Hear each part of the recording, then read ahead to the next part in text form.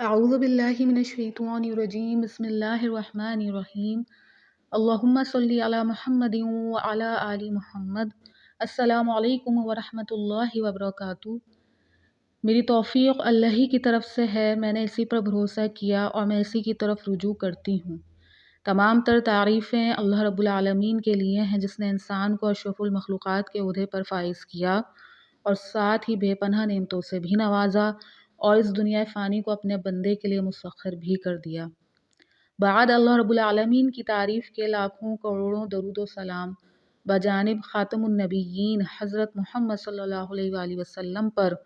اللہ رب العزت کا بڑا کرم کہ اپنے محبوب صلی اللہ علیہ وآلہ وسلم کا امتی بنایا، اور میری خوش نصیبی کہ آقا جان خاتم النبیین صلی اللہ علیہ وآلہ وسلم کا ذکر کرنے والوں، ان پر درود شریف بھیجنے والوں کی فہرست میں مجھ ناچیز کا بھی نام شامل ہو جائے۔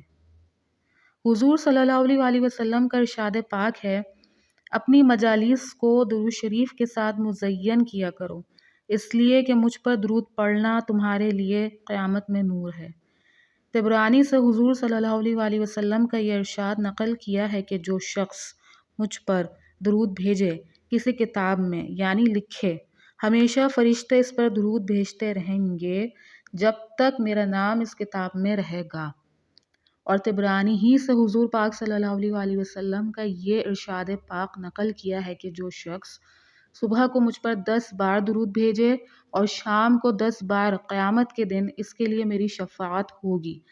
صرف 10 بار درود شریف اور محمد عربی صلی اللہ علیہ وآلہ وسلم کی شفاعت مل جائے، یہی بہت ہے۔ آپ کی زندگی ضائع نہیں گئی۔ پڑھیے درود شریف 10 بار ہی صحیح پڑھ لیجئے۔ آقا جان صلی اللہ علیہ وآلہ وسلم 10 بار درود شریف پر بھی شفاعت فرمائیں گے۔ سبحان اللہ۔